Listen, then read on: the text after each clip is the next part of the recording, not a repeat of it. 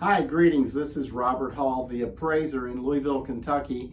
I hope many of you who might be watching right now are people that already know me. I've been a real estate appraiser in Louisville for 33 years now.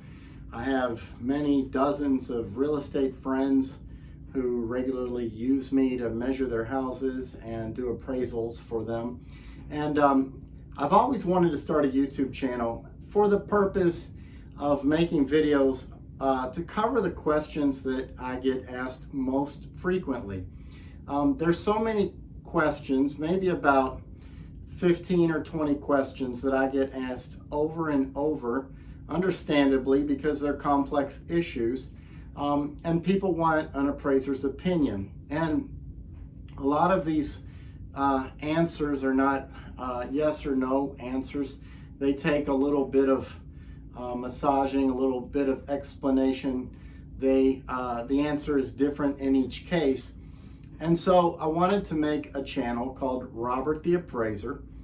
I'm kind of focused on my Louisville client friends, both homeowners, buyers, sellers, people refinancing, and of course all the realtors that want to use this channel as a resource to learn and have questions answered. And you can also send me your questions.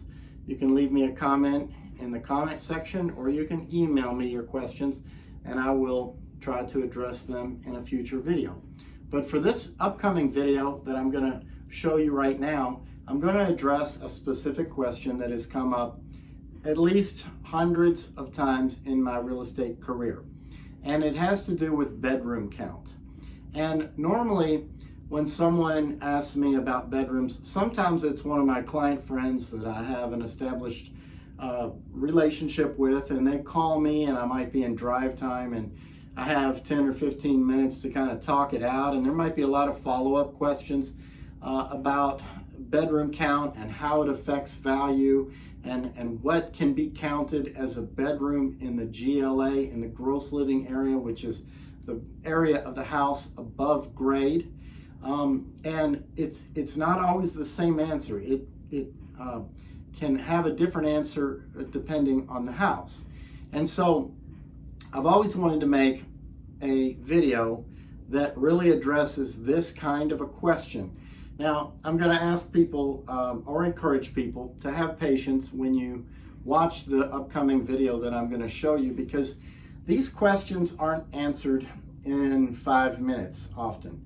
There's a lot to consider to know how the bedroom count, what you can count, affects the value. So I hope you'll stay with me for this. This is probably going to be about a 35-minute course in this subject. Upcoming questions that I've been asked that I want to address in videos would be, people ask me, how much is a swimming pool worth? How much do you add for an extra garage? Can you count the unfinished space in a basement that has a beautifully finished walkout with lighting and good fenestration? These are some of the really common questions that I get. I'm looking forward to making many videos to help serve you. And if you ever want to call me on the phone, you can give me a call and I'll be happy to talk to you. So with that, I'll go ahead and get into the lesson. Thanks for watching. So as I just said, this concept of considering the bedrooms and analyzing the number of bedrooms as it applies to the value and the marketability of the home that you have listed or are going to list, what I've decided to do is to break this down into sections, because as I was recording that last video where I was going through the whole concept with a lot of different examples and case studies, I realized it was going to be about a 45-minute video. So what I decided to do is just to break this down into segments, one thing at a time. So in this segment, we're going to look at a question. It's an actual question that I received from a real estate agent, and the actual question has a context, and I'll set that up. Robert, I have a house I'm going to list. It has 4 bedrooms, but there is also an extra room. I suppose it was a loft or an office. It does have a very small closet and it's off the main bedroom, but it is the same size as the smaller bedrooms. So there's the context. And then the question is, can I count it as a fifth bedroom? Now, it's a really valid question, and intuitively, many people would do it because intuitively we might assume that 5 bedrooms is going to be more attractive than 4. However, as an appraiser, we don't just make assumptions like that. We literally go to the market and we look at what people are doing in the market. We look at what the market is actually showing us. So I've just done a small little case study here where I compared 2 houses that are very, very similar, both in the same neighborhood, which is Douglass Hills. Now, I picked Douglass Hills in part because it has basically 2 kinds of houses in Douglass Hills. They're all either 4-bedroom, 2.5 bath, 2 stories with a basement and an attached garage, all brick, or they're 3-bedroom, 2-bath ranches, brick with an attached garage. So Douglass Hills is kind of the white mouse for making comparables in the real estate market. Now, what you see on the screen right now is an MLS listing of 314 Kennard Lane, Louisville, Kentucky, Douglass Hills. It's a 4-bedroom, 2.5 bath.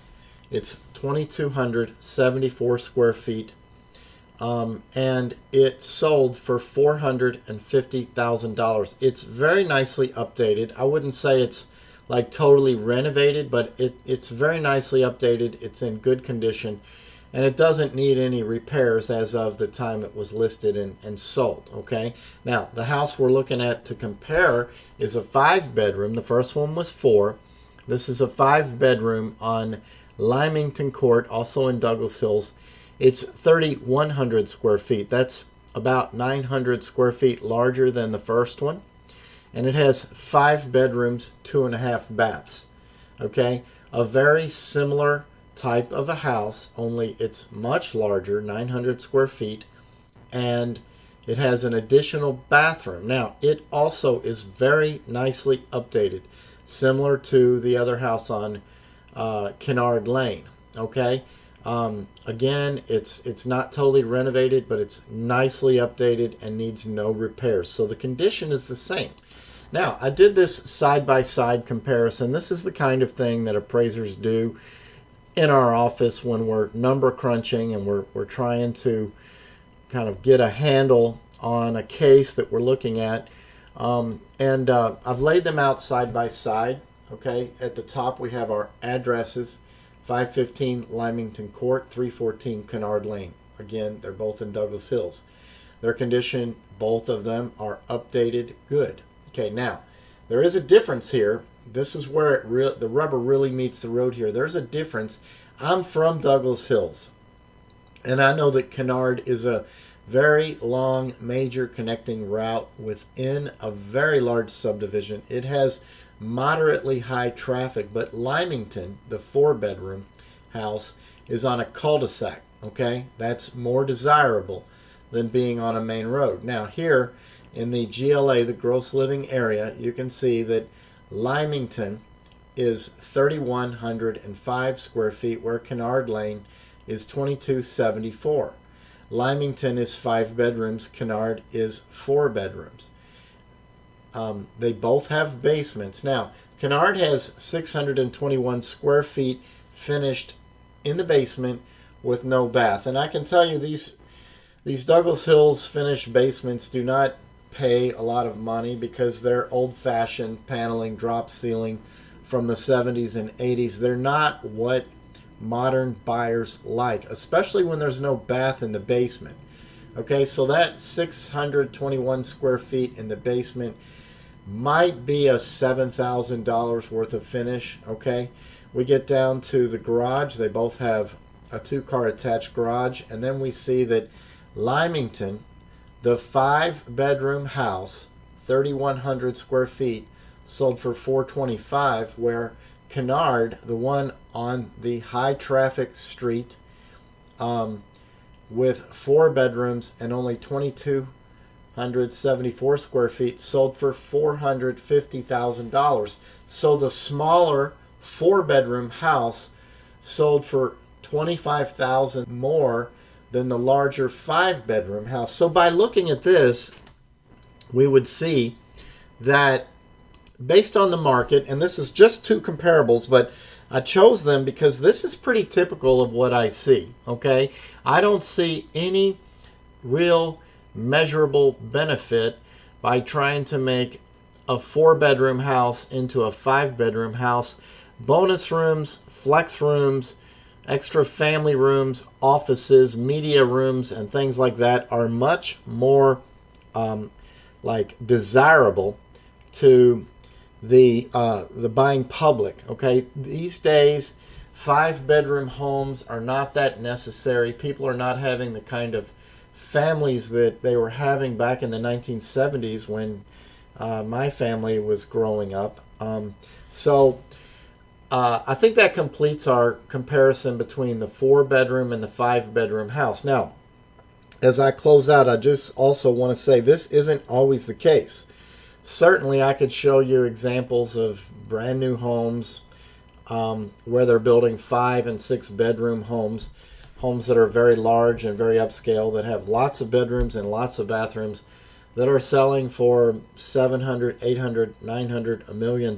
So there is an exception to every rule. My main point in this video is to say we can't just automatically make an assumption that 5 is better than 4. So I'll go ahead and wrap this segment of our bedroom comparison video series. I thank you for watching.